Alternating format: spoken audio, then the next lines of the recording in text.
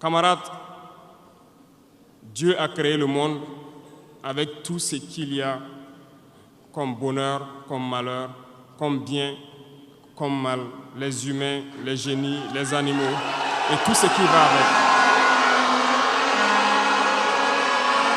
Mais nous, humains, avons décidé de faire du monde autre chose. Chez les impérialistes, ils ont une vision du monde que je m'en vais vous expliquer. Le monde se résume en un triangle pour eux. Vous verrez le triangle dans la plupart de leurs insignes. Peut-être que vous ne comprenez pas, mais le monde se résume en un triangle. Pour eux, au sommet du triangle se trouve l'empire du bien. Et l'empire du bien, c'est eux. C'est la prospérité, c'est tout ce qui est positif. C'est eux qui ont droit à tout ce qui est bonheur sur ce monde. C'est eux qui ont droit à toutes les richesses. C'est à eux d'imposer leur manière de voir le monde. C'est à eux d'imposer leur vision, leur mode de vie. Voilà pourquoi, pendant la colonisation ou leur conquête, je dirais, ils venaient vers nos terres et ils disaient qu'ils ont découvert nos terres parce que pour eux, nous sommes des sauvages. Nous n'avons rien de comme eux, en fait. Donc, ils nous appelaient des indigènes. Et c'est eux, le peuple. Ils s'arrogent tous les droits. Et pour eux, le monde doit marcher comme ce qu'ils veulent. C'est simple. Je prendrai quelques exemples. Regardez à travers leurs films. Ils ont préparé l'esprit de leur peuple pour les faire comprendre qu'ils sont les meilleurs. C'est eux qui doivent tout posséder. Vous ne direz pas le contraire. Dans tous leurs films qu'ils propagent, vous trouverez toujours les méchants. Ce sont soit les Russes, soit les Sud-Américains, soit les Noirs qui jouent les mauvais rôles de trafiquants de drogue, de proxénètes, de trafic d'humains, jusqu'à un passé récent, bien sûr. Vous trouverez les Arabes qui jouent le rôle des terroristes. Voilà un peu comment ils perçoivent le monde.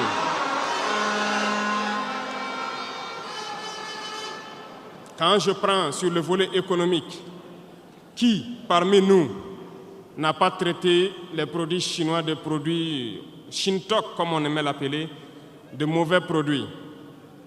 Mais aujourd'hui, j'ai pu vous dire qu'on a tout tort, parce que la Chine est à un niveau de technologie assez avancé, et c'est en Chine que la plupart de ces pays viennent s'approvisionner, mettre leur marque dessus et nous revendent comme étant leur propriété. Regardez autour de vous. Nos entrepreneurs qui sont dans le BTP ne diront pas le contraire. Tous leurs engins aujourd'hui sont chinois. Ceux qui font le transport ne diront pas le contraire. Ils nous ont menti parce que nous avons fait le tour du monde un peu dans ces 20 mois pour chercher des entreprises, pour chercher des usines. Et nous avons compris que tout revenait là-bas.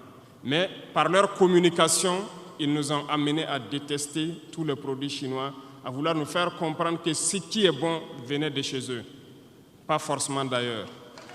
C'est simple. Remonter le temps. Pour mieux comprendre ce que je dirais, il faut remonter un peu le temps. Et j'espère que certains iront lire. Qui sont les tsars, les conquêtes mongoles, les empires perses, turcs et ottomans? Lisez leur histoire, vous comprendrez pourquoi le monde est ainsi fait. À la base du triangle, il y a deux empires. D'un côté, l'empire du mal, selon eux, et l'empire des esclaves de l'autre côté. Voilà comment ils voient le monde. Qui est-ce qu'ils appellent l'empire du mal? Ceux dont je viens de citer tout de suite l'origine, et je vous ai dit de remonter le temps, allez-y lire, vous comprendrez pourquoi ils sont l'empire du mal à leurs yeux. Ils combattent l'empire du mal. Pour eux, l'empire du mal doit disparaître. Pour eux, l'empire du mal incarne le diable. Ils communiquent et ils le font comprendre à leur peuple ainsi. Voilà pourquoi après la Seconde Guerre mondiale, dans les années 80, je prendrai le cas de la Russie où tous les stratagèmes ont été mis en œuvre pour l'effondrer avec le président Gorbatchev. Aux États-Unis, c'est le président Ronald Reagan qui était à la manœuvre. 3 stratagèmes principaux ont retenu notre attention. Ils sont allés donc au niveau de l'Arabie Saoudite les demander de baisser le prix du pétrole de 35 $ à 7 $ pour faire écrouler l'économie russe. Parallèlement à cela, le deuxième stratagème, n'oubliez pas quelque chose, ces mêmes personnes qui viennent de quitter l'Afghanistan, soit disant qu'ils combattaient les talibans ont été reçus par le président Ronald Reagan à la Maison-Blanche. Ils ont été armés par la CIA. Les fameux missiles Stinger, Sol-Air, ont été livrés aux talibans pour combattre les Russes. Et plus tard, ils viennent supposer les combattre. Allez-y comprendre. Le troisième stratagème, c'était un bluff. Le projet IDS, Star Wars. Lisez, vous comprendrez pourquoi ils ont amené le président Gorbatchev à créer le projet Paulus qui a enfoncé la Russie. Une fois que la Russie s'est effondrée, ceux qui se prétendent être de l'Empire du bien ont commencé à juguler, jusqu'à ce que vienne cette équipe avec Vladimir Poutine pour essayer de remonter la Russie en surface.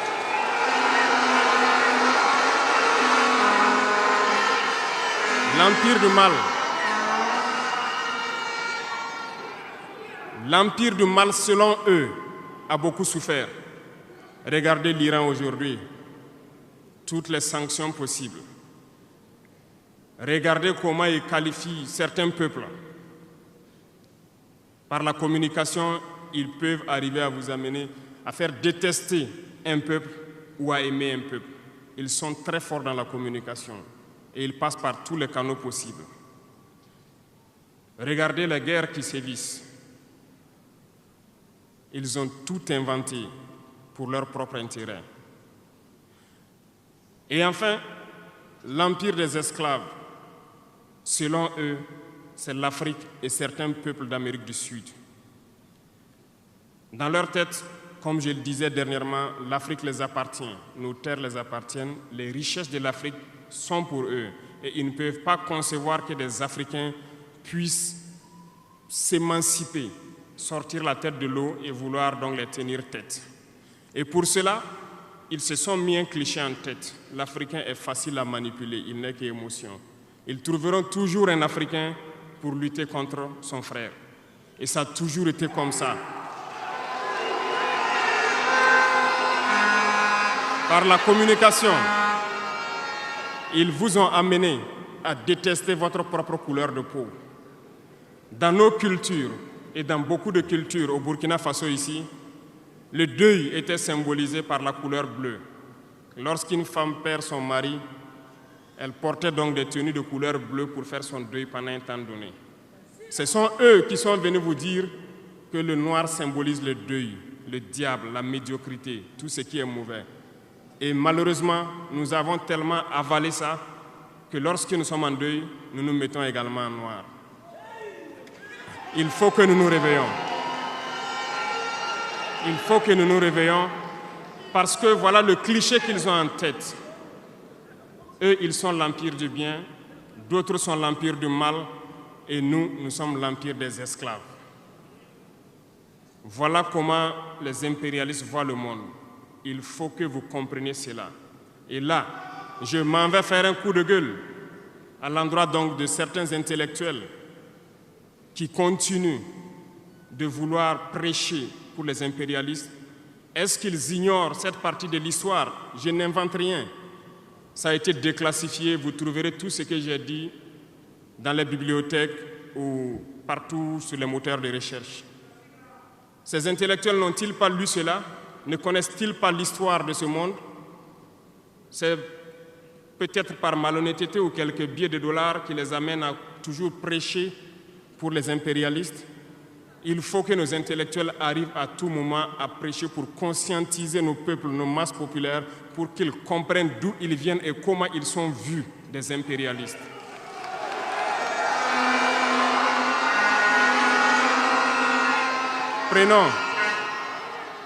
Prenons l'histoire de quelques guerres. Vous avez suivi la guerre d'Irak. Un gros mensonge qui a été inventé, soi-disant de possession d'armes de destruction massive. Certains sénateurs, au niveau des États-Unis, ont tout fait pour avoir les preuves. Ils ne l'ont pas eu. Souvenez-vous que plusieurs personnes ont démissionné de la CIA après cette guerre. Des preuves ont été inventées de toutes parts. Des services secrets occidentaux les ont aidés à fabriquer des preuves. Et on se souvient que le même Niger a été accusé en son temps en montant une fausse convention, un faux contrat de vente d'uranium à l'Irak. C'est le même processus qu'ils ont voulu amener la dernière fois pour soi-disant que le Niger vend de l'uranium clandestinement à l'Iran. C'est du déjà vu. Ils ont prétexté cela, ils n'ont pas eu de preuves. Même les Nations Unies ont trouvé finalement qu'il n'y avait pas de preuves tangibles de présence d'armes de destruction massive. Mais ils avaient leur objectif, il fallait détruire l'Irak. Ils ont détruit l'Irak. Ils ont créé l'État islamique. Tout comme ils ont créé les talibans dans les années 80. Les armer, les équiper. Et après, ils prétendent venir les combattre. Comprenez le jeu. Ça n'a que trop duré. Il faut qu'on se réveille et qu'on comprenne tout ça et que nous prenions conscience de notre situation et nous battre pour notre avenir.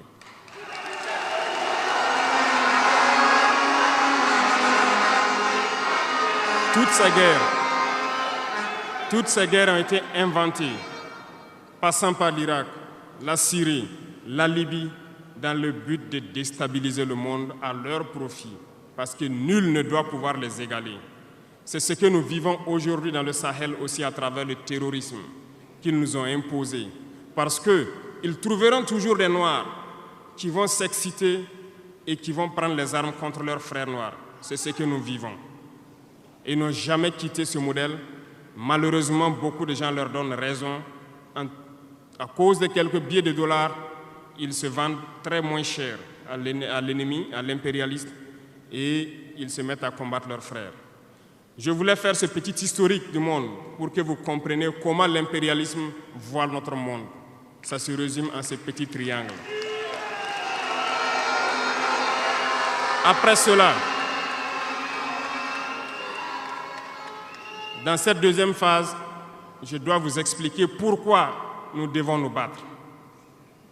Une petite histoire. En 2015, à Tombouctou, lorsque nous avons rencontré, j'étais chargé de la sécurité donc, de la plateforme aéroportière. Dans les patrouilles, nous avons rencontré des individus qui rôdaient autour. Un de ces individus était manchot. Je lui ai fait comprendre que c'était dangereux de rôder autour de la base parce qu'ils peuvent se faire tuer. Il m'a dit qu'il voulait se faire tuer, il voulait mourir. Et j'ai cherché à comprendre leur histoire. Certains étaient fous, d'autres étaient normaux, mais ils cherchaient à mourir à cause du terrorisme. Ils nous ont expliqué que lorsque les terroristes sont rentrés à Tombouctou, le manchot qui m'expliquait ça, un soir, les terroristes se sont pointés à son domicile. On voulu violer sa femme devant lui. Il s'est opposé. Ils sont repartis. Le lendemain, on est venu le pêcher à la maison, l'amener à la place publique. On l'a accusé de vol. On a tranché sa main, on l'a battu. Il est reparti à la maison. Son fils, qui avait 16 ans, qui s'occupait de sa main, ils sont revenus. Ils ont violé la femme. Ils ont enlevé son fils. Ils ont continué à violer sa femme pendant des jours, jusqu'à ce que la femme se suicide. Et ils ont amené son fils, il n'a plus retrouvé son fils. Et lui, il préfère mourir. Voilà pourquoi il marche autour. Le jour qu'une sentinelle va lui tirer dessus, ça lui fera plaisir. D'autres ont connu le même sort. Ils ont été enlevés de chez eux parce qu'ils refusaient que les terroristes touchent à leurs femmes ou à leurs filles. Et le lendemain, on vient les soustraire, on les amène à la place publique, on les battait à sang. Et après, ils allaient faire leur sale besoin. Beaucoup de familles ont été détruites ainsi. Ce sont des criminels, des violeurs, des bandits, des trafiquants de drogue qui sont armés et qui sèment désolation dans nos contrées. Ils ne le font au nom d'aucune religion. Malheureusement, ici au Burkina Faso, certains villages se sont laissés compromettre par ces individus. Je parle en connaissance de cause. En 2022 à côté, j'ai été chercher avec mon unité dans un village parce qu'ils ne voulaient pas que nous restions là-bas parce qu'ils sont en bonne entente avec les terroristes. Ceux qui m'écoutent, ils savent de quoi nous parlons. Plusieurs autres unités sont témoins. Certains villages ont refusé catégoriquement que des FDS foulent leur sol parce qu'ils sont en bonne intelligence avec les terroristes. Nous leur avons fait comprendre qu'il n'y a pas d'alliance possible avec ces criminels parce que c'est eux qui décident du jour où le pacte se rompt. Plus tard, je pense que beaucoup de villages ont compris cela. Lorsque le pacte s'est rompu, ils sont revenus sur les réseaux sociaux pour appeler au secours. Nous y avons été. Mais c'est pour dire, peu importe ce qu'ils viendront vous dire, peu importe les flatteries possibles, peu importe le pacte que vous avez signé avec eux, le jour qu'ils décident de mettre fin au pacte, ils viendront tuer et mettre fin au pacte. Il n'y a pas d'alliance possible avec les terroristes. Il n'y a pas d'alliance possible avec ces criminels. Ils sont à combattre. Un point, c'est tout.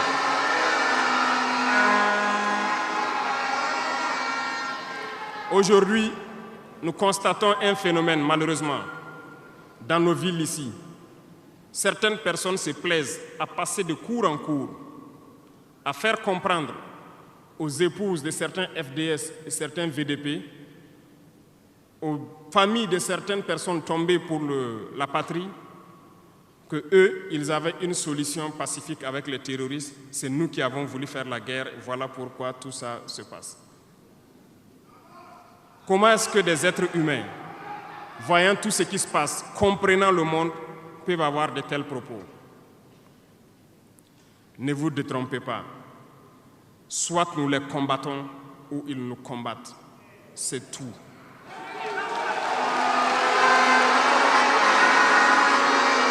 Les gens se cachent. Ces gens se cachent soi-disant derrière un semblant de dialogue ou de négociation. Encore, ils vont vous ramener à traîner dans la boue. C'est ça l'objectif de l'impérialisme, que le fléau dure, que ça dure dans le temps, que vos États ne soient pas structurés et qu'on continue de profiter de vos richesses. Plus ça dure, plus ça les arrange. Et malheureusement, ces individus qui passent de cour en cour font le jeu des impérialistes. S'ils m'entendent, qu'ils arrêtent maintenant, parce qu'ils iront combattre eux-mêmes.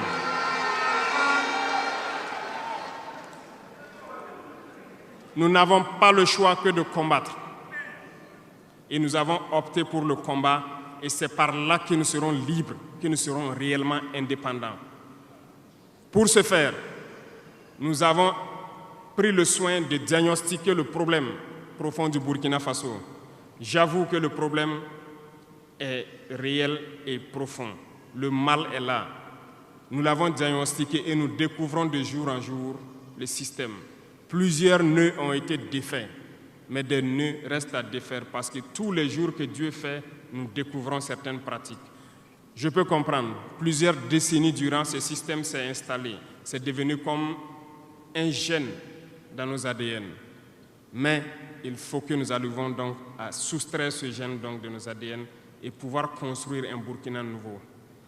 Voilà pourquoi dans la troisième phase de mon propos, je m'en vais donc donner des lignes directrices dans certains domaines clés. Nous ne donnerons pas de détails sur notre programme, si on peut le dire ainsi, parce que quand le programme est connu au détail près, ils vont anticiper, ils vont poser des obstacles sur nos routes et nous empêcher d'atteindre nos objectifs. Mais nous pouvons donc nous résumer en quelques mots. Parlant donc du domaine de la défense et de la sécurité, comme vous le constatez, nous avons opté pour le combat. Et pour cela, nous avons doublé presque les effectifs dans nos forces armées. Nous continuons de recruter et je pense que dernièrement, des recrutements ont été lancés côté officiers et sous-officiers, et bientôt, dans quelques jours, le recrutement pour au moins 10 000 soldats devrait être lancé. Nous continuerons à renforcer les effectifs pour faire face, parce que où que vous soyez, malgré le recrutement qui a été fait, il y a toujours le besoin de militaires. Partout au Burkina Faso, certains villages continuent de vouloir la présence militaire. Donc, il y a lieu de continuer à recruter et à équiper. Et je peux vous assurer que nous sommes sur cette lancée. Depuis janvier 2023, nous avons pu lancer un programme d'équipement. C'est vrai, le monde est fou, il y a la guerre partout. Aucune nation ne prend son équipement et vend, on fabrique pour vous. Ce qui a fait que ces équipements ont traîné près de 18 mois, mais les premiers ont commencé à venir, comme vous avez pu le constater la dernière fois, et les équipements vont continuer à venir, parce que nous voulons que le niveau de notre armée atteigne un niveau jamais égalé dans la sous-région.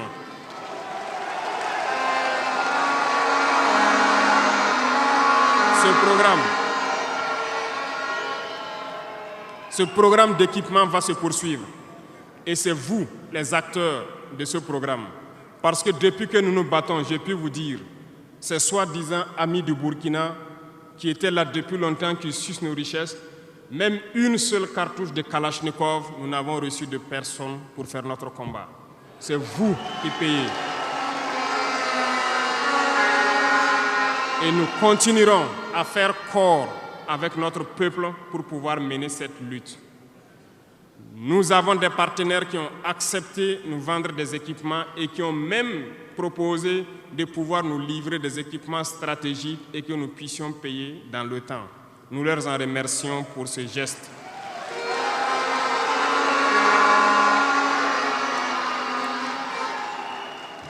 Et nous disons encore merci au peuple qui a compris le sens du combat, qu'il faut que nous nous battons. Si nous ne nous battons pas, ils viendront nous chercher chez nous, comme dans un poulailler ou dans une bergerie. Chaque matin, ils choisiront qui ils veulent pour aller exécuter sur la place du public, pour faire peur aux autres, aller trancher des mains ou des pieds sur la place publique pour faire peur aux autres. C'est comme ça leur tactique. Nous allons nous battre.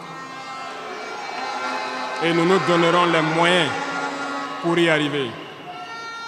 S'il arrive demain que nous sommes coincés dans une certaine lancée, nous viendrons encore vers le peuple et demander encore plus de sacrifices pour pouvoir atteindre l'objectif. Parce que malgré vos cotisations, je vous le disais tantôt, certaines puissances ont refusé de nous vendre les équipements, ont bloqué les équipements que nous avons achetés dans certains pays parce qu'ils ont la licence de certains composants. Et ces puissances exploitent des minerais au Burkina Faso. Je le dis ici, haut et fort et solennellement. Ça va s'arrêter. Nous allons retirer des permis d'exploitation. Nous n'allons pas permettre cela.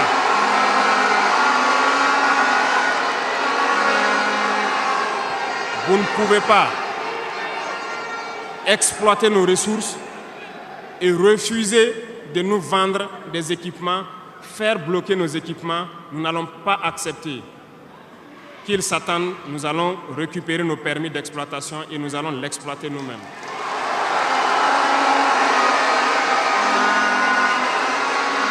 Revenant.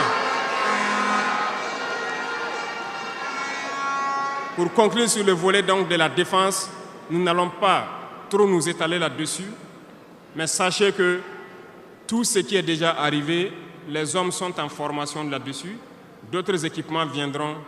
Et cette guerre, nous allons la mener. Beaucoup de stratégies ont été déjà écrites et nous les adaptons au fur et à mesure du comportement de l'ennemi. Et nous allons vaincre très prochainement ce terrorisme ici au Burkina et même dans l'AES.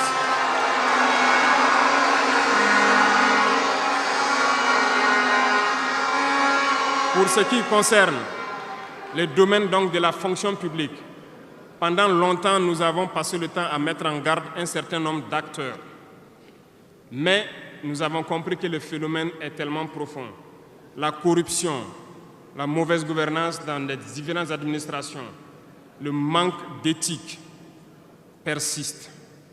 Certains organes ont été donc mis en place dans le cadre de la lutte contre la corruption Et dernièrement, certains arrêtés ont été pris pour ce qui concerne les primes de dénonciation. Le dernier acte à poser sera fait avant donc, la fin de ce mois. C'est un organe qui devra siéger dans tous les ministères pour s'auto-saisir de certains dysfonctionnements, des actes de corruption et pouvoir agir. Et ces organes seront prêts. Parce que nous avons beaucoup de gros travailleurs aussi dans l'administration, mais qui sont mis à l'ombre, qui sont souvent mis à l'écart. Parce que pendant longtemps, ce sont les plus corrompus, les plus malhonnêtes qui ont été mis à la lumière, c'est eux qui bénéficient de tous les avantages. Et je dis donc aux travailleurs de faire attention à ces individus qui sont en train de perdre leurs privilèges, parce qu'ils vont continuer de vous manipuler, de vous intoxiquer et de vous envoyer dans de mauvais pâturages. Faites très attention à ces individus qui sont en train de perdre leurs privilèges, parce que nous n'allons pas permettre à ce que une soi-disant élite donc, qui avait été programmée s'arroge tous les droits donc, dans nos différentes administrations. Le dernier organe sera mis en place avant la fin de ce mois et le travail réel va commencer. Vous entendrez dire un peu partout, à l'issue de ça, que nous ne respectons pas certains textes, nous ne respectons pas certaines lois, mais il n'y a pas de loi ou de textes qui tiennent dans cette lutte lorsque c'est pour l'intérêt de la patrie. Qu'ils se le tiennent pour dire, donc, nous allons aller dans ce sens. Nous avons donc, dans le processus du recrutement, adopté une ligne de conduite. Nous sommes en train de faire un diagnostic, de vérifier les présences et de voir les besoins. Il n'est pas exclu qu'au cours de l'année, certains concours soient lancés pour augmenter des effectifs dans certains endroits. Certes, il y a eu d'abord une vague de concours qui a été lancée, mais dans tous les milieux, ils sont en train de faire le point. S'il y a besoin, je dis bien s'il y a besoin, nous continuerons encore de recruter pour être à un niveau acceptable et pouvoir faire fonctionner les différents organes donc, du pays pour le bonheur donc, des masses populaires. Dans le domaine donc, de la diplomatie,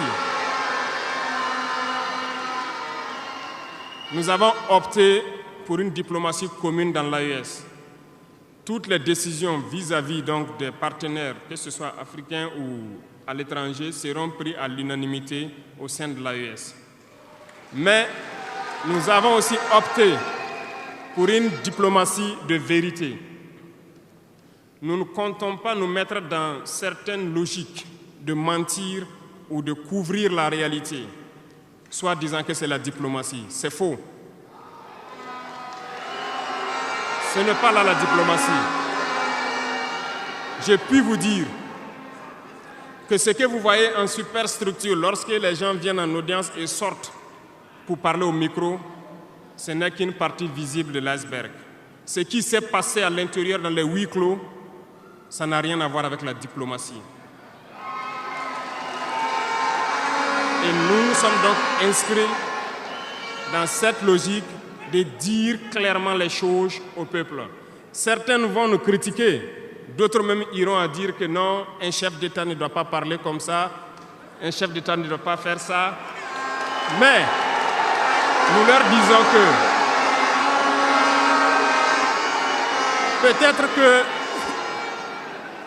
peut-être que ces gens qui critiquent de cette façon, lorsque nous disons la vérité, peut-être qu'ils ont une école où ils ont appris à être chef d'État, comment le chef d'État doit être. Sinon, je n'ai pas encore vu cette école. Et pourquoi nous devons ressembler forcément aux autres, faire comme les autres? Nous voulons créer notre modèle, notre identité. Et je pense que le Burkinabé, par définition, c'est l'homme intègre. Nous voulons la vérité. Et lorsqu'il y a la vérité qui sort, même si nous avons fauté, il faut que nous ayons le courage de venir vous dire sur tel côté nous avons fauté, nous demandons pardon. Si vous nous pardonnez, vous nous pardonnez.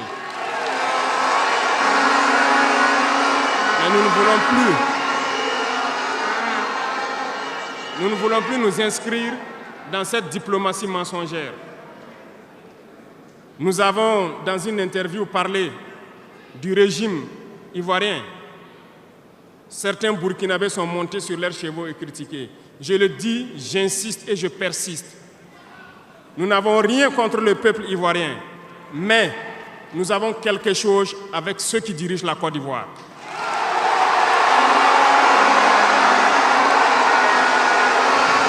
Nous le disons et nous le répétons encore.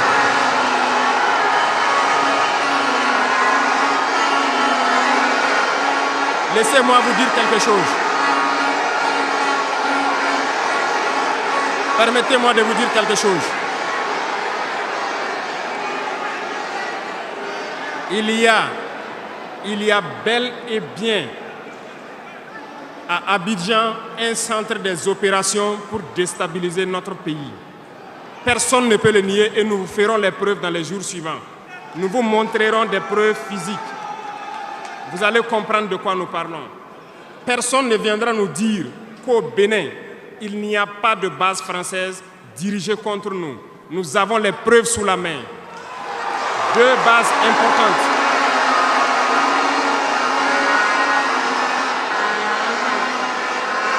Nul ne peut le contester. Et je les mets au défi. Et nous n'avons rien contre le peuple béninois. Là, nous avons un problème avec la politique des dirigeants béninois. Et nous le disons haut et fort encore. Dans cette diplomatie, nous avons décidé de dire la vérité. Il y a bel et bien 2 bases, une vers Kandi et l'autre en allant vers Porga ou je ne sais pas quelle localité. Des pistes ont été réaménagées à plus de 3000 mètres de long. Des avions atterrissent, les gens équipent et forment les terroristes là-bas. Nous avons des enregistrements audio d'agents français au Bénin là-bas qui se jouent le centre des opérations des terroristes. Ils montent les opérations avec eux. Ils les aident à se soigner. Ils font tout ce qu'il y a là-bas.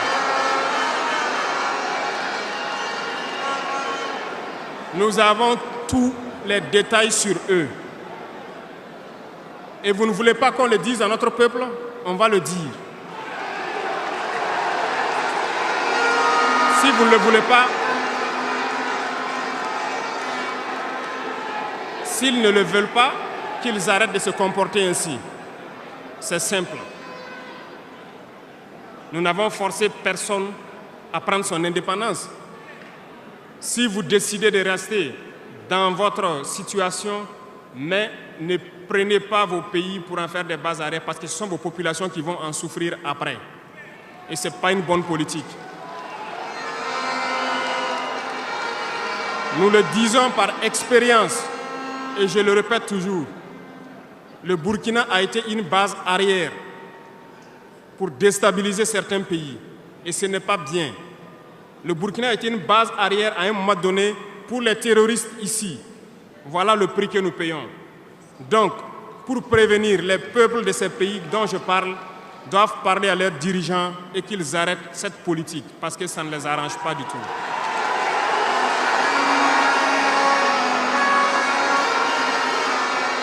Pour venir, dans le volet communication et culture, nous avons lancé plusieurs initiatives. Au cours de l'année 2024, vous avez pu célébrer avec nous donc, le mois donc, de consommation locale. Nous avons eu les journées traditionnelles, le mois du patrimoine. Beaucoup d'activités ont été menées. Nous allons continuer à ramener donc, en surface, donc notre culture, parce que c'est de là que nous retrouvons notre identité. Nous allons continuer des actions dans ce sens, à mettre en valeur notre culture, à mettre en valeur donc nos coutumes et à mettre en valeur le vivre burkinabé. Et nous souhaitons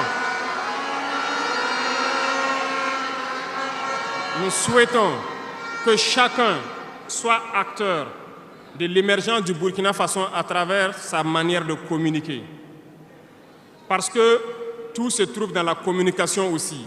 Vous avez suivi dernièrement la guerre communicationnelle qui a été dressée contre nous et ça continue, ça ne va pas s'arrêter. Et je souhaite que tous ceux qui sont dans la communication puissent être professionnels. Lorsque nous voulons poser un acte communicationnel, qu'on se pose la question, est-ce que c'est pour la patrie ou contre la patrie, avant de poser l'acte. Peu importe. Vous pouvez ne pas nous aimer, moi, ma personne. Vous pouvez ne pas m'aimer. mais vous devez aimer votre pays. En me faisant du mal, il ne faudrait pas confondre le pays. Et donc, la politique dans le domaine de la communication va devoir aller dans ce sens-là. Et nous serons obligés donc de recadrer la communication sur tous les aspects. Et c'est cette ligne de conduite qui sera donc adoptée. Nous n'allons pas permettre à ce que des Burkinabés communiquent contre le Burkina Faso. Nous allons toujours nous inscrire dans l'éveil des consciences. Nous devons pouvoir sensibiliser les masses populaires pour que les gens comprennent pourquoi nous devons nous battre sur tous les volets.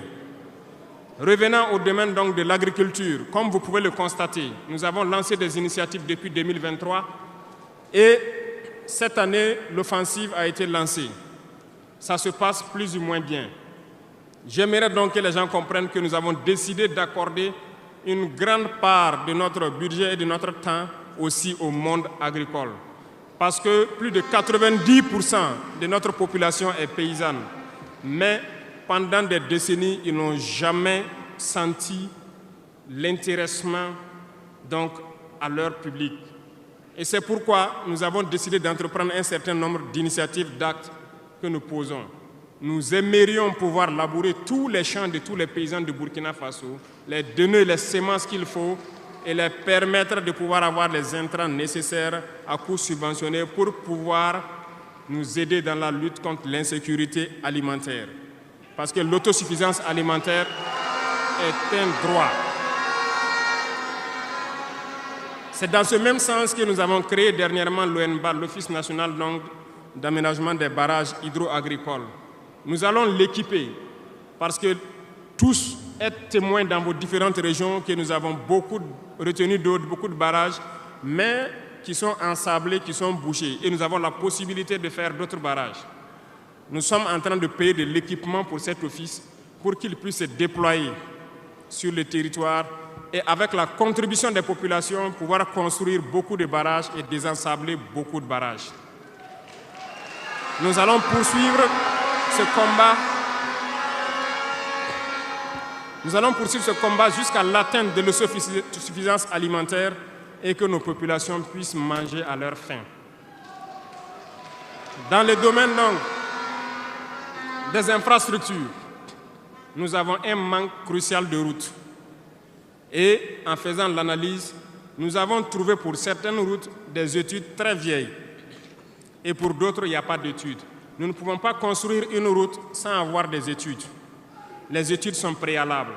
Voilà pourquoi dans ce secteur, nous avons ordonné au ministère de faire beaucoup d'études sur beaucoup de tronçons, ce qui nous permettra donc à l'avenir de pouvoir lancer des travaux et bien faire ces travaux pour que ce soit durable sur beaucoup de tronçons.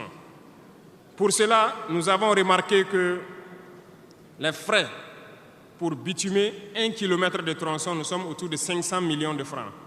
Donc pour 100 km avec les ouvrages d'assainissement, nous n'avons pas moins de 60 milliards pour faire 100 km de route bitumée. C'est très cher et très coûteux. La technique a été de créer donc des brigades d'intervention, donc des infrastructures. Nous sommes en train donc de vouloir équiper plusieurs brigades avec de l'équipement pour faire le minimum et permettre donc aux entreprises aussi du BTP de vivre et de faire une partie. Nous allons partager donc la poire en deux pour pouvoir baisser les dépenses et pouvoir faire le maximum de routes possibles dans un laps de temps.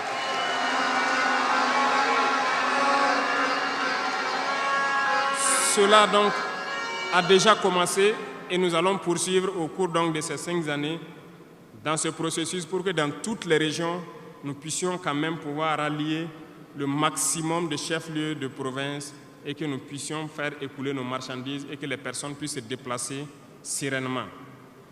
Dans le domaine donc, de l'urbanisme, nous sommes dans un processus de pouvoir redessiner nos villes. Et si vous remarquez, les villes sont trop grandes, si je prends Ouagadougou, mais les infrastructures d'assainissement et autres ne suivent pas. Ça fait que nous pataugeons dans la boue et nous n'avons pas assez d'assainissement. Ça nous crée beaucoup de maladies qui peuvent donc amener des épidémies. Nous avons un processus de pouvoir concentrer les villes à travers donc, des constructions en hauteur. Pour cela, nous avons un plan que nous avons établi pour pouvoir aller d'un quartier et concentrer le maximum et maintenant étendre aux autres quartiers. Certainement, si les gens sont déplacés dans ces quartiers, beaucoup de terres vont se libérer pour pouvoir maintenant dessiner de bons plans pour nos villes. Nous allons commencer par des villes, un certain nombre de villes d'abord, et pouvoir l'étendre à toutes les autres villes. L'urbanisme doit pouvoir donc nous amener à jouer sur le volet de la santé. Parce que si l'urbanisation est bien faite, il y a un bon nombre de maladies telles que la dengue, le choléra et certaines maladies liées aux eaux sales qui stagnent dans nos rues. Nous allons donc avoir un bon résultat dans le domaine sanitaire. Ce qui m'amène donc dans le volet de la santé. Nous avons décidé depuis un temps de rehausser le plateau technique d'un certain nombre de CHR, d'équiper certains centres donc de scanners et d'appareils qui puissent permettre aux citoyens d'avoir des examens adéquats et à moindre coût. Nous allons continuer dans ce processus. Voilà pourquoi nous avons lancé l'initiative présidentielle pour la santé au Conseil des ministres passé. Il s'agira de créer ce que nous avons appelé des centres de santé communaux. Et dans ces centres de santé, nous avons intégré un minimum de services qui doivent être servis aux populations. Il s'agira de l'imagerie, c'est-à-dire tout ce qui est échographie et radiographie, des banques de sang et aussi des laboratoires, pour que les populations des différentes provinces et communes, certaines communes, n'aient pas à se déplacer ou avoir besoin d'ambulance pour une transfusion sanguine, amener des malades vers certains centres, qui peuvent d'ailleurs ne pas arriver à cause de l'état de la mauvaise route. Donc, cette initiative est déjà lancée et nous allons faire en sorte que nous puissions commencer avant la fin de l'année la construction des premiers centres et leur équipement. Nous allons le poursuivre au fur et à mesure jusqu'à la limite donc de nos moyens pour pouvoir donner une santé, un système de santé fort à toutes nos populations. Nous ne voulons pas voir quelqu'un quitter sa localité pour venir vers un CHR pour une radio ou pour une transfusion sanguine. Donc, c'est bien possible. C'est bien possible parce que je reviens encore à nos impérialistes qui nous ont pillés pendant longtemps. Regardez, leurs simples hôpitaux pour leurs animaux sont plus équipés que nos centres de santé. Ce n'est pas concevable. Nous pouvons atteindre ce niveau et nous avons décidé de nous battre pour atteindre ce niveau. Le ministère a été instruit aussi de former le personnel nécessaire pour équiper ces centres-là au fur et à mesure que nous les mettons en place, parce que ça nécessite des professionnels engagés. Et pour être plus pointu, nous avons remarqué que nous avons des médecins assez posés, prenant l'exemple de ceux qui opèrent le cœur. Nous sommes en train donc de les accompagner pour pouvoir avoir un institut vraiment assez équipé et les permettre de faire certaines chirurgies du cœur sur place parce qu'ils en ont la capacité. C'est l'équipement qui les manque. On attend leur point de situation pour pouvoir les aider et les soutenir. Beaucoup d'autres spécialités ont fait leurs preuves et nous ferons tout pour les accompagner donc dans ce sens. Dans l'initiative, il est prévu aussi des centres de réanimation dans certains CHR qui n'en disposent pas. Parce qu'il nous a été dit qu'après plusieurs opérations, des patients souvent décèdent du fait de manque de centres de réanimation. Donc c'est un tout complet que nous sommes en train de mettre en œuvre pour pouvoir renforcer le système de santé. Et nous sommes convaincus que si les Burkinabés mangent à leur faim et que l'urbanisation est bien faite, nous avons déjà gagné en termes de santé sur beaucoup de plans. Et il faut l'accompagner maintenant avec l'équipement.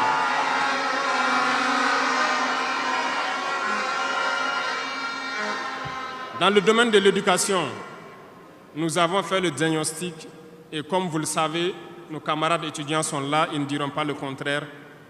Comment quitter ces chevauchements d'années, comment refaire le système? Eh bien, nous avons abouti à une conclusion. Nous avons lancé l'initiative aussi pour l'éducation de qualité. Ça va intégrer tous les volets, de la maternelle jusqu'à l'université. Les premiers bâtiments devront donc pousser aussi avant la fin de l'année.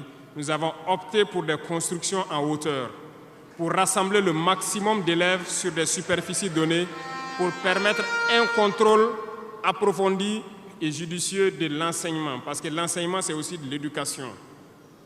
Et au finish, nous devrons avoir des complexes dans la plupart de nos communes, qui vont de la maternelle jusqu'au secondaire, et les centres universitaires doivent voir leur capacité augmenter aussi.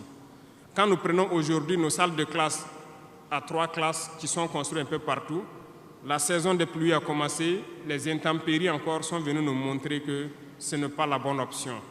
Voilà pourquoi nous ne voulons plus faire ces centres isolés avec des petites maisons de 3 salles et nous allons passer à des constructions à hauteur pour avoir le maximum d'élèves dans un espace donné et l'encadrement conséquent pour une éducation de qualité. Beaucoup d'autres choses seront initiées dès le primaire. Nous allons revenir à certains fondamentaux de discipline et d'instaurer donc un certain nombre de valeurs à inculquer aux plus jeunes depuis le primaire pour qu'ils soient de bons citoyens de demain.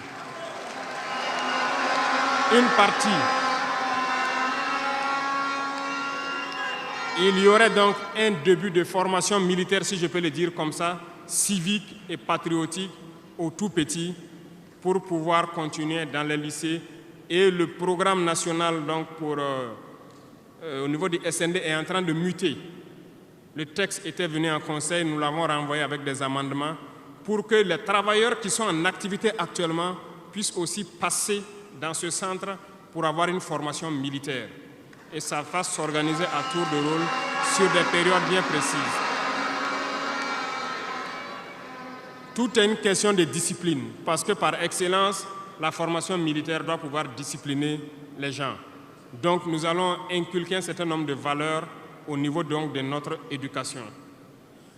Revenant donc au centre universitaire, avant aussi la fin de l'année, nous allons commencer la construction d'un certain nombre d'amphithéâtres. Et plus tard, lorsque les moyens le permettront, nous partirons sur le volet donc de la restauration et aussi des cités au niveau donc des différents centres universitaires. Mais nous commencerons par les amphithéâtres pour les permettre d'avoir donc où travailler pour que le décalage qu'il y a en termes donc d'années qui se superposent puisse se réduire considérablement. Nous avons fait une régulation budgétaire qui doit donc passer à l'Assemblée ce mois-là pour pouvoir donc initier toutes ces opérations. Qu'est-ce que cela veut dire? Nous avons diminué les dépenses de fonctionnement de l'administration pour pouvoir injecter ailleurs, notamment dans l'éducation et dans la santé.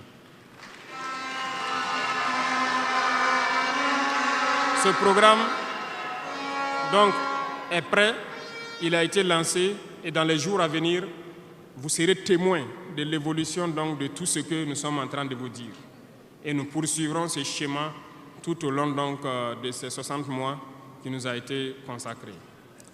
Revenant donc au domaine donc, des mines, je le disais tantôt, nous avons adopté une nouvelle politique. Le Burkina regorge de beaucoup de sortes de minéraux, mais il y a quand même un minéral pour lequel il n'y a plus de secret pour les Burkinabés. Et je m'en vais là saluer donc nos vaillants orpailleurs, très courageux, qui arrivent à rentrer dans les profondeurs de nos terres pour sortir ce minéral-là. Nous nous sommes dit, pourquoi continuer à laisser des multinationales étrangères venir puiser notre or pendant que nous savons l'exploiter nous-mêmes? Voilà pourquoi nous avons ordonné au ministère de réorganiser les orpailleurs et le gouvernement va prendre en compte l'exploitation de l'or. Plusieurs permis, comme je le disais, seront retirés de certaines personnes et nous allons l'exploiter nous-mêmes. Nous allons nous équiper.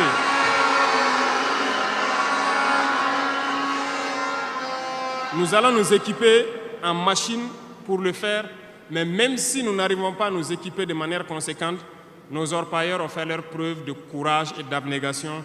Nous allons creuser nous-mêmes notre or et ça sera pour nous au Burkina ici.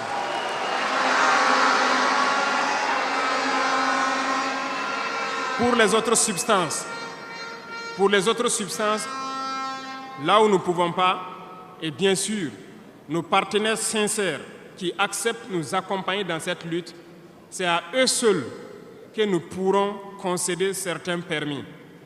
Parce qu'ils ont accepté de nous accompagner dans la lutte pour notre souveraineté, dans la lutte contre le terrorisme.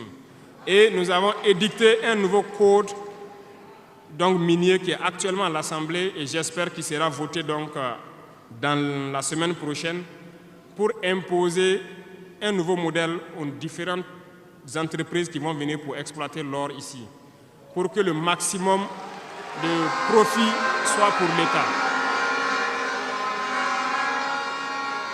Et dans le volet de l'énergie, comme vous l'avez constaté, nous avons de sérieux problèmes d'énergie. L'accroissement de la population n'a pas été suivi par une politique énergétique. Aujourd'hui, lorsque les pics de chaleur arrivent, il y a des délestages en permanence, beaucoup d'activités souffrent. Nous sommes en discussion avec des partenaires qui sont actuellement même au Burkina pour pouvoir construire dans l'urgence des centrales thermiques de très grande capacité. Et nous voulons donc voir avec eux comment on peut réduire les délais de construction. Les discussions portent actuellement sur la réduction des délais de construction et le modèle financier que nous allons mettre en place. Nous espérons aboutir à ça en attendant que notre processus, qui peut paraître long, des centrales nucléaires, puisse donc voir le jour. Sur ce volet aussi, ça se poursuit très bien. Sur ce volet, nous pouvons vous assurer que ça se poursuit très bien et nous sommes en train de vouloir mettre en place, sur place ici, une unité, si je peux dire, pour former des Burkinabés qui doivent prendre le relais, qui doivent suivre tout ce qui est processus de construction et prendre le relais, le transfert de compétences. Donc, ça va prendre vraiment un processus assez scientifique pour que nous puissions, à l'avenir, lorsque la centrale sera là, que dans un futur pas loin, ça soit la propriété exclusive des Burkinabés, que les ingénieurs burkinabés se l'approprient et pouvoir le mettre en œuvre, pouvoir l'entretenir.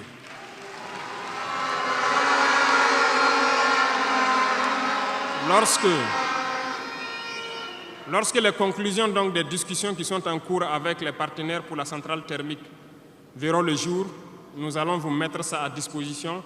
Et si nous avons besoin de vous, nous allons vous le dire pour pouvoir mettre en œuvre rapidement ce plan aussi. Parlant donc du domaine de l'économie, qui tient beaucoup à cœur, nous sommes en train de mettre en place un processus. Le paiement de la dette intérieure a commencé un peu avec les plus petites dettes. Les factures de moins de 100 millions ont été payées et nous poursuivons au fur et à mesure parce que ça doit permettre de soulager le secteur privé et de pouvoir relancer l'économie. Actuellement, nous allons nous tourner rapidement vers les sociétés d'État. Leur assemblée générale vient de finir, comme vous l'avez constaté. Elles fonctionnent très bien et elles ont fait de très bons résultats. Nous allons partir des sociétés d'État, soustraire un peu sur leur DAT pour soulager l'économie et soulager la dette intérieure et faire tourner l'économie. Donc dans les jours à venir, s'il plaît à Dieu, beaucoup d'entrepreneurs doivent être soulagés après la signature de conventions avec les sociétés d'État.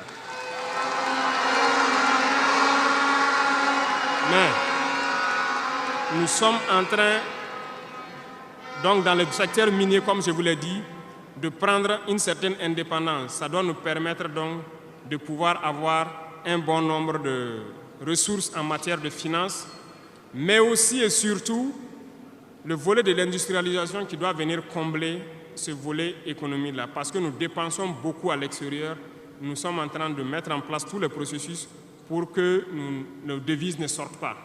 En attendant, au niveau de l'AES, comme vous l'avez constaté, nous avons décidé de mettre en place une banque d'investissement et aussi un fonds souverain.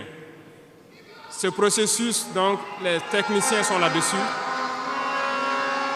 La réflexion est en cours et nous espérons, dans un futur proche, qu'ils nous présenteront quelque chose de conséquent. L'autre volet stratégique que je ne vais pas parler et dont vous savez, nous avançons sereinement et au moment venu, ça va vous surprendre et rester à l'écoute. C'est tout ce que je peux dire.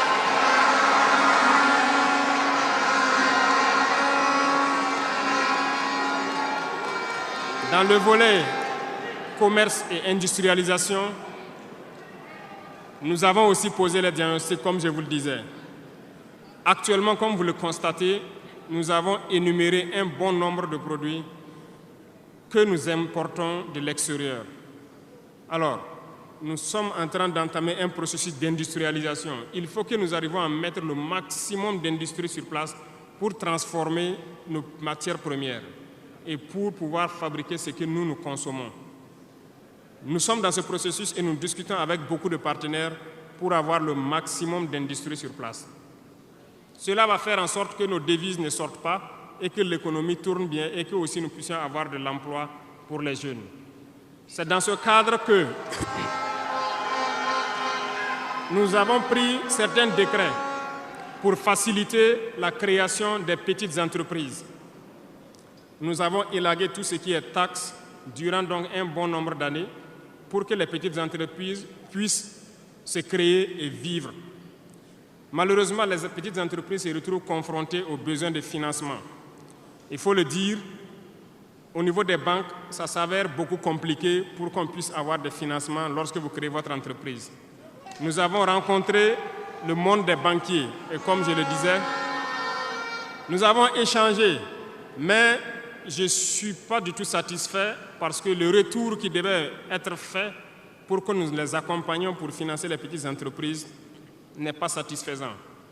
Voilà pourquoi nous sommes en train de réorganiser nos fonds qui étaient disponibles au niveau de l'État. Nous les avons rassemblés en un certain nombre de fonds, tant au niveau de l'agriculture, tant au niveau donc du ministère de l'Emploi, pour pouvoir prochainement ravitailler ces fonds-là et pouvoir permettre aux jeunes qui créent les entreprises d'avoir des crédits et de pouvoir se lancer. Donc, et je profite interpeller donc le monde donc encore des banquiers de revenir avec des propositions parce que nous avons des solutions, mais peut-être pas de bonnes solutions pour eux. Mais il faut qu'ils reviennent un peu pour nous appuyer à pouvoir aider les jeunes à s'en sortir. Le cas échéant,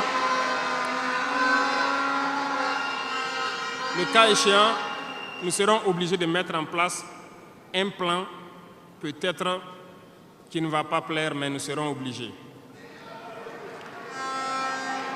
Dans le domaine donc du commerce, comme vous l'avez constaté, beaucoup de gens nous ont interpellés au cours de nos tournées sur les marchés hier. Nous avons fait un point de situation. Il y a tellement de travail à faire pour reconstruire ces marchés hier. Donc, aujourd'hui, quand vous prenez à Ouagadougou, le maire fait des séances de sensibilisation un peu partout, concernant donc un certain nombre de commerçants qui se sont installés de manière anarchique au bord des rues, mais j'ai instruit à ce que ce soit des sensibilisations toujours, en attendant que nous dégageons les espaces pour construire des marchés dignes de ce nom et demander aux gens de venir prendre des boutiques dans ces marchés et maintenant pouvoir libérer les rues pour pouvoir agrandir et assainir notre milieu. Et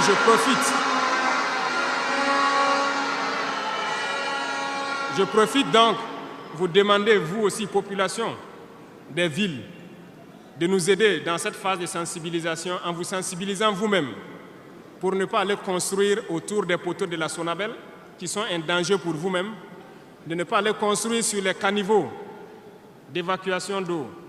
Et je compte sur vous pour qu'on puisse donc atteindre cet objectif-là.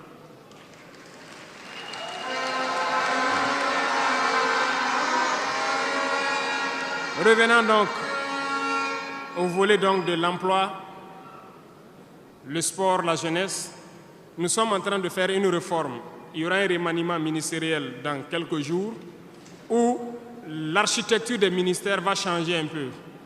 Nous allons consacrer un ministère entier à la formation secondaire et professionnelle pour que nous n'ayons plus à avoir donc au niveau de l'université ce blocage qui est là actuellement.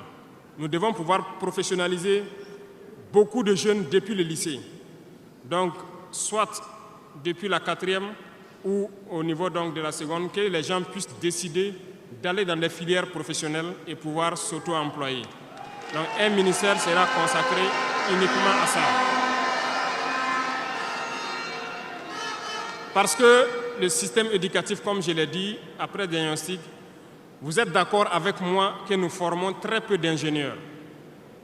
Pourtant, une nation qui se développe, l'indice aussi de développement, c'est en termes d'ingénieurs formés. Remontez dans l'histoire et voyez toutes ces grandes nations. Le nombre d'ingénieurs formés par an dans des spécialités pointues compte beaucoup dans le développement. Au Burkina, nous n'en avons pas assez. Voilà pourquoi l'école polytechnique de Ouagadougou, nous voulons la faire évoluer en université polytechnique en y mettant un certain nombre de filières technologiques et en recrutant le maximum d'étudiants qui puissent être formés là-bas et avoir des ingénieurs. C'est bien que nous ayons les filières comme lettres modernes, philosophie, droit, voilà, psychologie, histoire. Beaucoup d'étudiants se retrouvent là-bas contre leur gré. Ce n'est pas forcément ce qu'ils ont choisi, mais ce sont les filières disponibles qui forcément ne donnent pas des opportunités d'emploi. Voilà pourquoi nous avons décidé de valoriser ce secteur donc, de la formation professionnelle et de l'emploi en y consacrant entièrement un ministère. Donc dans les prochains jours, ce remaniement sera fait et vous verrez donc comment nous allons évoluer.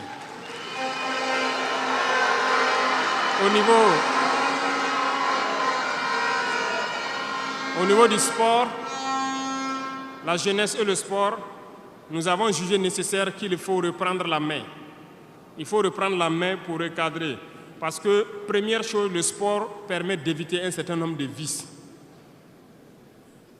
La drogue, l'alcool, certains vices de la société peuvent être combattus à travers le sport. Nous voulons donc mettre des pôles dans toutes les régions, reconsidérer l'UCBF et toutes les disciplines sportives pour pouvoir les valoriser et créer les pépinières pour qu'au niveau professionnel, nous ayons le maximum de Burkinabés qui défendent les couleurs de Burkina Faso à l'extérieur. Le ministère qui sera consacré à ça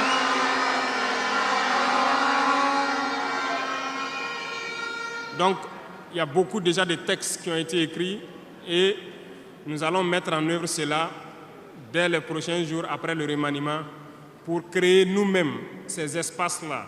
Cela va demander à ce que nous puissions pouvoir unir un certain nombre de forces pour y arriver. Et je compte sur vous, au niveau de chaque région, de chaque province, de pouvoir avoir donc cette discipline sportive-là et de s'encourager à faire le sport, à pouvoir permettre d'identifier les talents et de les faire émerger. Donc, certains volets de la gouvernance, tels que la transition digitale, nous n'allons pas nous évertuer là-dessus parce que c'est un processus un peu nouveau. Nous sommes dans la dématérialisation pour pouvoir lutter contre la corruption et aussi faciliter beaucoup de choses aux usagers. Le processus a déjà été lancé et vous voyez tous les jours les applications qui sont créées qui nous permettent donc de pouvoir faire faciliter un bon nombre d'activités au niveau des usagers. Même au niveau de la justice, vous avez pu voir que les casiers judiciaires et les certificats de nationalité aujourd'hui peuvent s'obtenir facilement en ligne. Donc nous allons continuer dans ce processus également.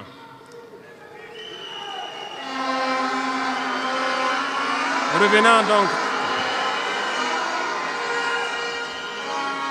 au domaine donc de l'humanitaire, nous avons donné donc instruction au ministère. C'est le ministère de la Femme, du Genre, de la Cohésion sociale et de l'action humanitaire. C'est eux qui traitent toutes ces questions.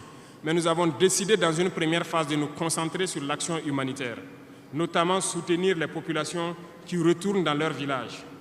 Aujourd'hui, imaginez des populations qui retournent dans leur village en début de saison ou pendant la saison pluvieuse. C'est très difficile pour eux de pouvoir se nourrir ce temps-là. Donc, certains volets peuvent sentir moins donc, la présence du ministère, notamment le genre et autres. C'est parce que nous avons donné instruction au ministère de se concentrer sur l'action humanitaire. au fur et à mesure que les villages rejoignent, que les villages puissent avoir le minimum pour survivre. Et là, à partir des moments où nous pourrons donc nous intéresser à tous ces volets. Parce que la cohésion sociale dont nous parlons ne peut advenir que lorsque les gens mangent à leur faim d'abord. Un pauvre et un riche ne peuvent pas s'asseoir sur la même table et parler. Si l'un a faim et l'autre... Voilà, c'est compliqué. C'est ce que je passe mon temps à dire à tous ceux qui viennent nous parler de cohésion sociale. Quelqu'un ne peut pas avoir faim et quelqu'un qui mange à sa faim, vous voulez les asseoir pour parler à la même table, ce n'est pas possible. Il faut que tout le monde ait à manger d'abord.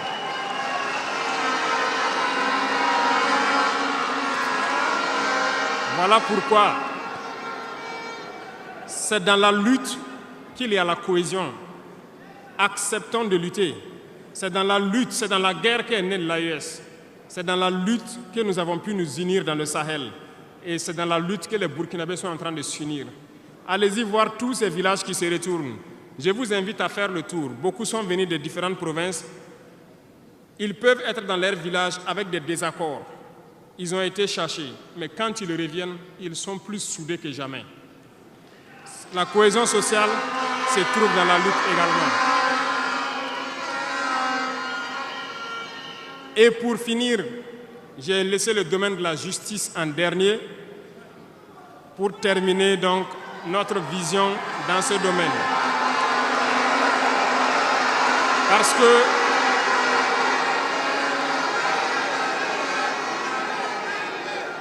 Parce que nous avons un sérieux problème dans ce volet.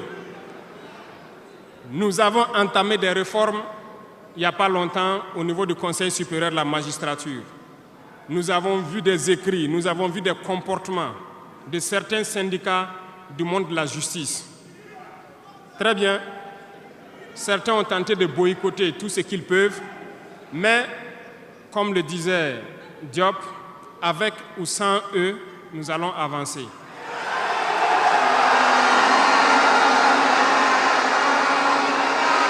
Nous avons plaidé.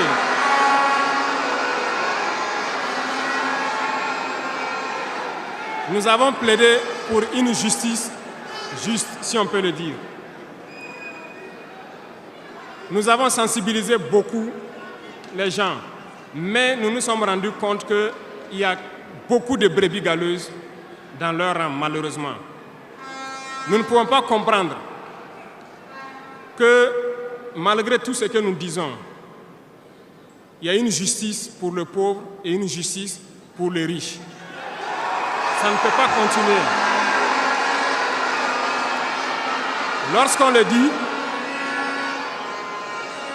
Lorsqu'on le dit, ils disent que nous ne devons pas parler de ça.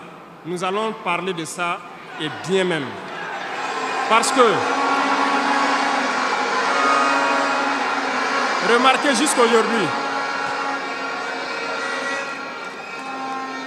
jour d'aujourd'hui, lorsqu'un citoyen lambda, qui ignore la loi d'ailleurs, même si on dit nul n'est censé ignorer la loi, un citoyen lambda a un problème en justice, on peut l'attraper, le mettre en prison sans jugement pendant longtemps d'abord. Mais lorsque un autre citoyen a un problème en justice, pour peu qu'il puisse mobiliser 1, 2, 3 avocats, son dossier est rapidement pris en compte, jugé rapidement, pendant que le pauvre, lui, il croupit d'abord en prison. On ne peut pas accepter ça.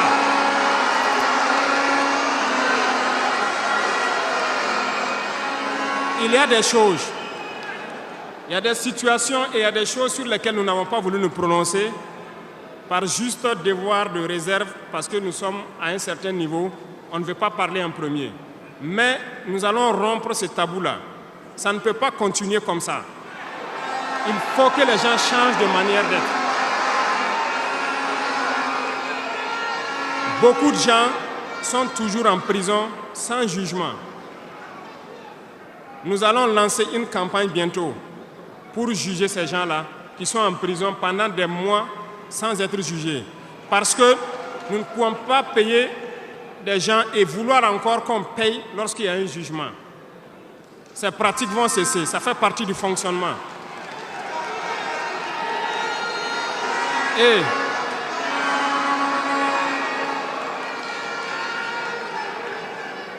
malheureusement, je le dis haut et fort, et j'invite donc les magistrats qui sont sincères là, voilà, à donner le temps aussi et à quitter dans une certaine logique. Parce qu'il y a beaucoup de brebis galeuses dans leur rang. Il y a des magistrats corrompus qui se cachent derrière des syndicats pour poser un certain nombre d'actes.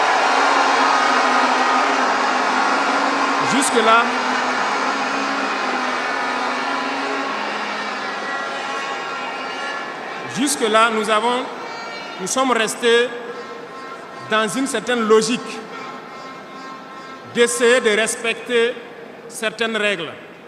Mais je veux qu'ils comprennent. Ce n'est pas parce qu'ils savent parler, nous savons parler. Si quelqu'un continue dans cette logique, à chaque instant, nous serons devant le peuple pour les expliquer pourquoi nous avons violé telle décision de justice, tant que ça ne va pas rencontrer l'assentiment du peuple. Parce que c'est le terme qui existe.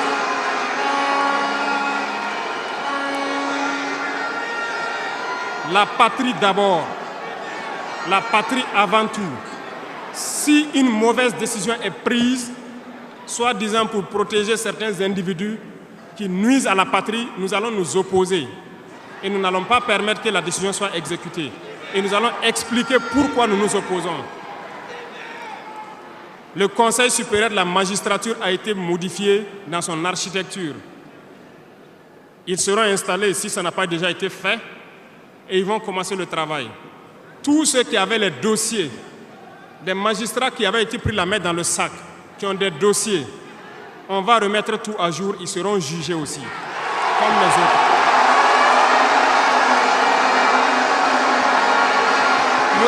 Il n'y aura rien d'infini.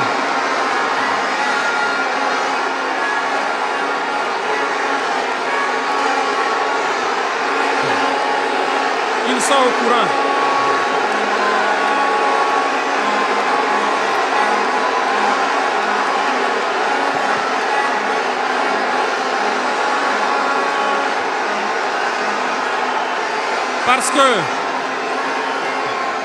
Parce que l'injustice est un fléau qui détruit la société. Oui, l'injustice est un fléau qui détruit notre société. Et il faut que ce soit clair. Certains diront qu'on n'avait pas besoin de le dire ici, on avait besoin de le dire. On les met en garde et ça sera fait. Ils vont le voir dans les jours à venir. Et c'est une mise en garde en même temps au nouveau Conseil supérieur de la magistrature qui sera mis en place de prendre au sérieux tous les dossiers. Certaines personnes ont été forcées à la corruption. Certains opérateurs économiques ont été escroqués, forcés à la corruption par certains membres de la justice. On a ouvert pour qu'ils puissent venir dénoncer ces individus-là. Ils vont être jugés également. Nous voulons une autre forme de justice.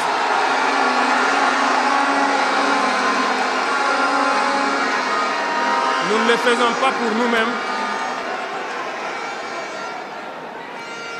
Nous ne le faisons pas pour nous-mêmes, mais nous le faisons pour la masse. Parce que les deux catégories de citoyens, cette minorité qui se retrouve être la minorité dirigeante et la majorité qui est la masse populaire paysanne qui est croupie dans les villages, nous n'allons pas permettre à ce qu'il y ait cette distanciation en matière de justice. Donc, j'ai laissé la partie de la justice en dernière partie pour les dire que la bataille sera lancée. Et nous comptons sur les magistrats honnêtes pour faire le travail honnêtement et expédier de leur rang les corrompus, les vendus et les escrocs. Nous n'allons pas continuer à les embourgeoiser, à les enrichir. On va nettoyer. Et s'il faut que...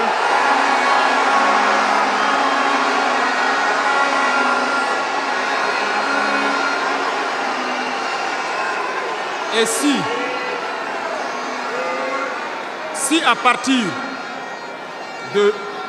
si à partir de ces propos que je tiens aujourd'hui, certains décident de faire des mouvements d'humeur ou de ne pas travailler, ils sont libres. Nous prendrons les mesures qui sied. Mais le pays va avancer.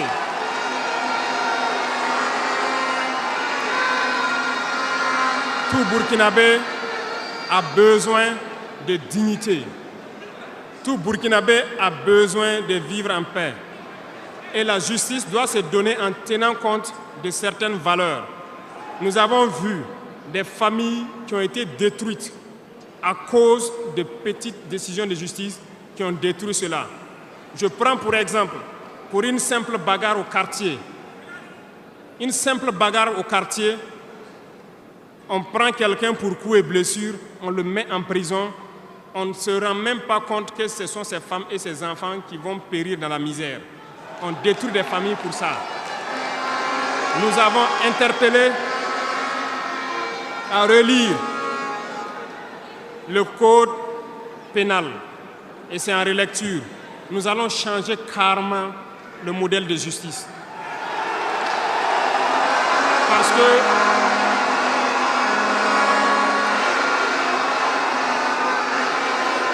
nous l'avons dit et nous le prêchons. Il y a plein de fautes. Il y a plein de fautes qui peuvent trouver un solutionnement sans être forcément la prison. Et je peux vous promettre que dans ces 5 ans, nous allons faire en sorte pour diminuer de manière drastique le nombre de prisons et augmenter le nombre de travailleurs dans nos plaines, parce que nous allons récupérer nos plaines.